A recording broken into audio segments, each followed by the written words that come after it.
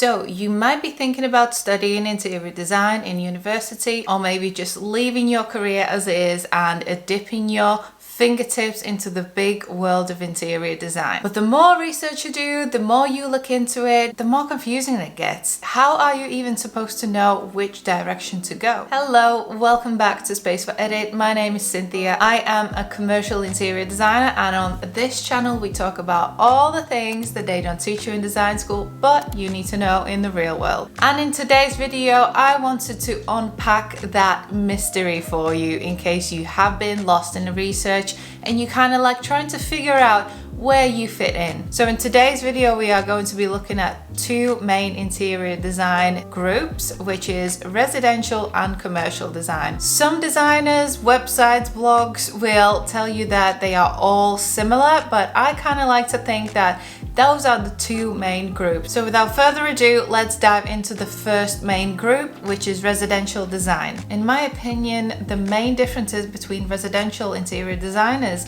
is by their target audience and by their client's budget. So we are talking luxury high-end projects versus more like affordable solutions, value engineered stuff, and that is actually the level that usually residential designers start. They start with smaller projects, more affordable things, and eventually as their experience grows, they are able to move into that luxury design sector. Another way how residential designers are different from each other is by the services that they provide. So some residential interior designers might focus on the whole project from start to finish, concept to completion, versus some might just focus on the visual side of things and pass it on to the trades later on. Some residential designers also start their careers as consultants, so upholstery or color consultants, wall covering consultants, flooring consultants. But obviously some designers do it all, and that's how they diversify their income through their business. Speaking of specialities within residential design, you could be a kitchen or bathroom design specialist, or maybe work within an estate agent and work on styling spaces and helping property owners sell their houses. Or you might be working in-house with a big property development company, and there's usually teams that do just space planning and just very basic interior design work. And I think another thing that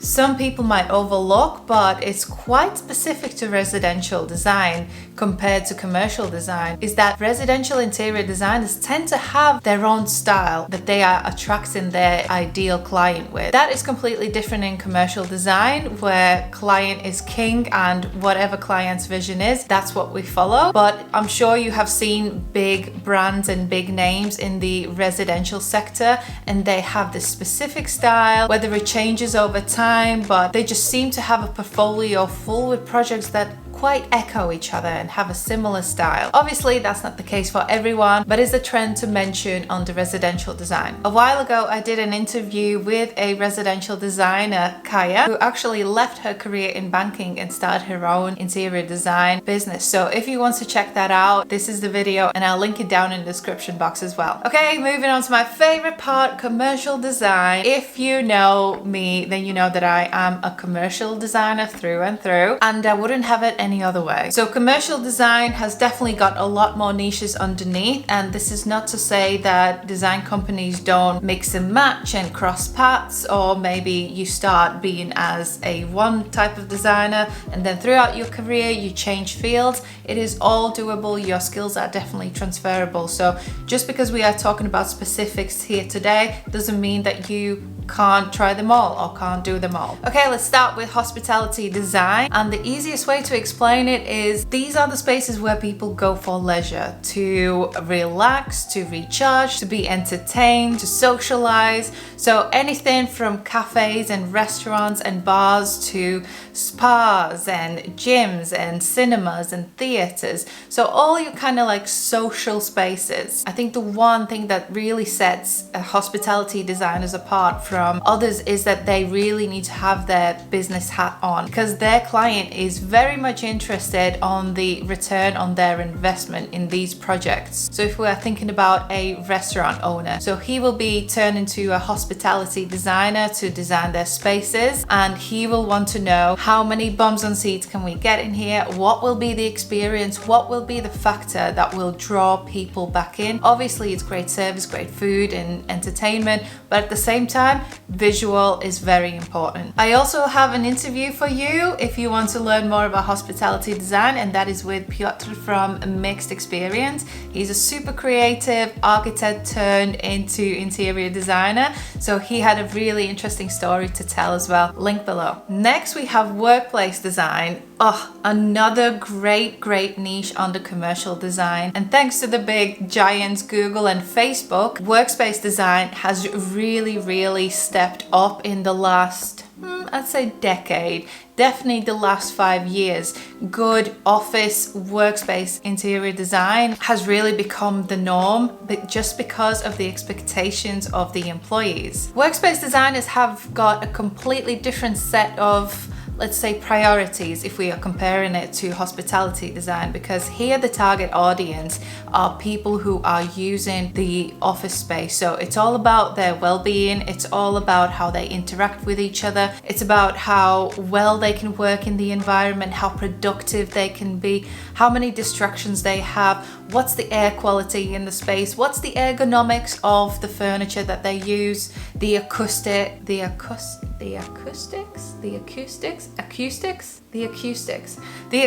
of the space, biophilia elements that surround people, and it's also about the visitors who come into the space. How is that interaction? How smooth is that? How visually impactful is that? Because again, we have a business that we are working with and they have a certain image to maintain. Next we have educational design, and this is a little bit of a crossover with architecture. These are big buildings, so the actual design of a classroom doesn't really make much difference. It's really about the flow of the whole building, so you can see where the architects come in. So very often these spaces are designed by architects, and maybe they will have an in-house interior designer who sort of adds that extra element of interior, but an infusion of hospitality and retail design could actually happen in these spaces. I've actually worked for most of my career with these type of spaces, so I've worked on school canteens, cafes, university projects, breakout areas. So we would get the shell from the architects and the kind of main direction of the style of the building or the style of the interiors, and then we had to, let's say, take the food hall and make it match the whole feel and the flow of the building. And I think under this niche, under the educational niche, it is worth mentioning another sub niche, which is student accommodation design, which again is becoming a lot more developed, and the actual level of the finish and the thought process that goes into designing these spaces, it is getting higher and higher every year, just like it is with workplace design. And just like it was with workplace design, it's because the expectations of new students are just a lot higher. People want better quality, people want better flow, people want spaces that work for them. So for students, it is where they're going to meet other people, how they can focus on their alone time, on studies, how can they socialize, is there anywhere they can kind of be around other people but still be on their own. So if you think about student accommodations and those designers, it's not just about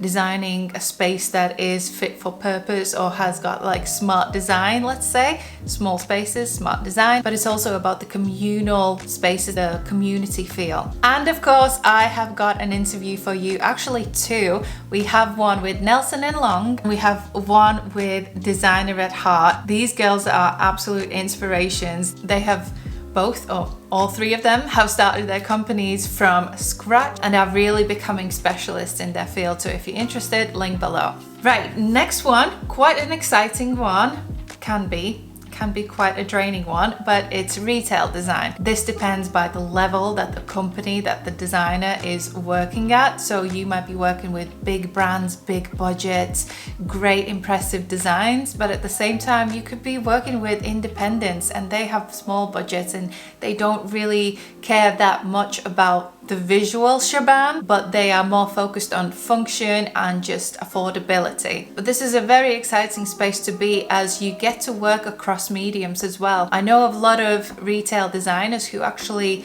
kind of had to learn how to work with media, so with video or with graphics, and include that into their design. So if you think about a retail experience, you walk in a shop, let's say H&M, everyone knows H&M. So as you walk in the shop, it's all about the visual merchandising, it's about the lighting, it's about the flow of the space. Where do you go? The signage might be digital, might be just printed signage. All of those elements is what retail designer really has to think about. As we work through the list, next one we have healthcare design. And as you can imagine, this field is a lot more toned down. So people who are using healthcare spaces are already in a lot of distress. They might be in pain, they might have some mental health issues. So as you can imagine, these designs will be a lot more considerate and a lot more focused on functionality, accessibility, and even human psychology. And it's also about sanitation, especially in the world that we are currently living in and what we have been in the last couple of years. Sanitation is a top priority pretty much in every commercial field. So you really have to pay attention to the materials and the finishes that you are using in these spaces. Next we have marine design. Ooh, that is the destination for every single luxury designer. It's like this amazing mix between residential and hospitality design. So marine design is everything from private jets and boats to big cruise ship liners. So as you can imagine, these designs need to be spot on and know all of their health and safety requirements and kind of match it with this visual world that we live in on the ground and take it onto the sea. So everything that we've discussed so far pretty much has to work on the water within a limited space. And on bigger projects like cruise ships, these designers will be working very closely with engineers and architects, as all of those things go hand in hand. And the last but not least, we have exhibition and event design. Fun fact, I actually graduated and wanted to do event design. I was just drawn to the performance and the stage and the big show.